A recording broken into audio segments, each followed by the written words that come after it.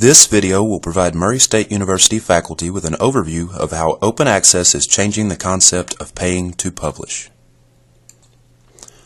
This is the second in a series of short videos created by the university libraries that will examine different topics related to open access. We encourage you to review all of the videos. To begin, publishers have consistently made their money by charging subscription fees for their journal or packages. Prices have risen rapidly as content has shifted from print to online. Research by the University Library's Dean's Office showed that EBSCO-host journals have increased by 23% over the last 5 years. Some journal titles have saw increases of 50% or more. An additional 6% increase is projected for 2015. It's important to remember that most journals make little or no revenue from advertising. Yet even online journals have costs associated with editing, arranging peer review, copy editing, typesetting, and hosting online access. Publishers are using open access as a way to shift their revenue streams. They get money up front from the author to produce the work, since they won't be charging for access once it's published. They allow authors to buy their copyright in a traditional journal. One concern I want to address is that advocating for open access publishing doesn't mean that Murray State will stop subscribing to research databases. We just won't. And there should be little concern for that. However, libraries around the world do hope that successful open access models will put pressure on publishers to keep journal and database subscriptions at affordable prices.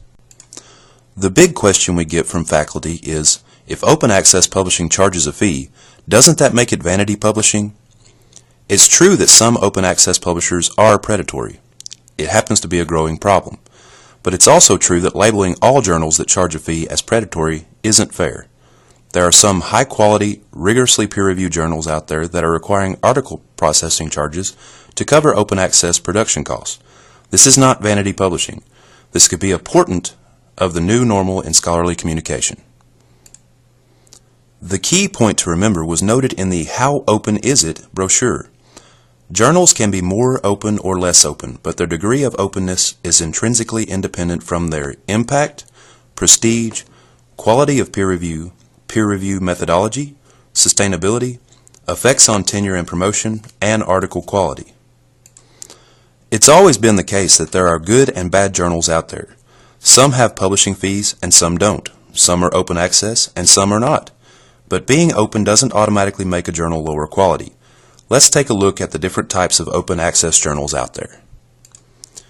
First, there are the journals that are born open. This is a title that was created in an open access format and never existed in print. Most began publishing recently and often don't have high impact factors yet.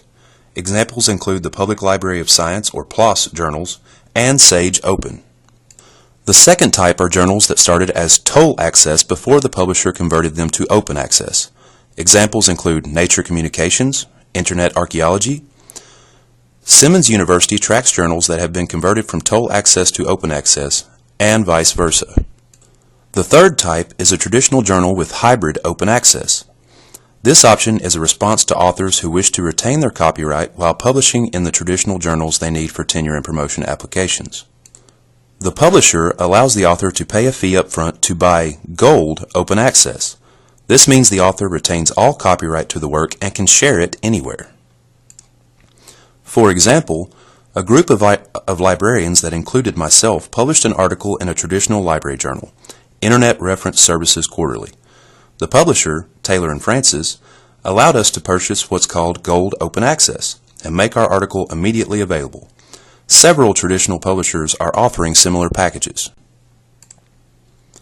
To identify quality open access journals or to judge the academic quality of journals that have article processing charges, the librarians recommend several tools. All are listed in the Library Guide for Scholarly Communication. One quick note about the last website on this list. Jeff Beal, the publisher of this list, maintains a list of potential, possible, or probable predatory open access publishers on his blog Scholarly Open Access, also known as Bill's List. We recommend Bill's List with a slight caution. Bill considers any journal that requires an open access fee to be potentially predatory. There are, however, legitimate, respected open access journals that have fees in order to cover their production costs. Do not immediately disregard a journal on Bill's List without a more in-depth examination. Scholarly communication is changing. Dean of Libraries Adam Murray has noted that this change is reminiscent of the move from print to electronic journals. In terms of open access, we are only at the beginning of the movement. The rest of the world has embraced open access more quickly than we have. To prepare, we must adapt our mindsets and policies to this new landscape. Ultimately, the librarians recommend evaluating each journal carefully and no longer equating paying to publish as always having a negative connotation. The university provost has noted that he will respect all disciplinary adjudications on the quality of journals, whether open or not, in tenure and promotion applications. If you need tips on evaluating journals for your personal research or to help judge a tenure or promotion packet, we recommend that you either visit the Selecting Journals tab on the Library Guide on Scholarly Communication or ask your college's Research and Instruction librarian for assistance. We see this video series as the start of a conversation.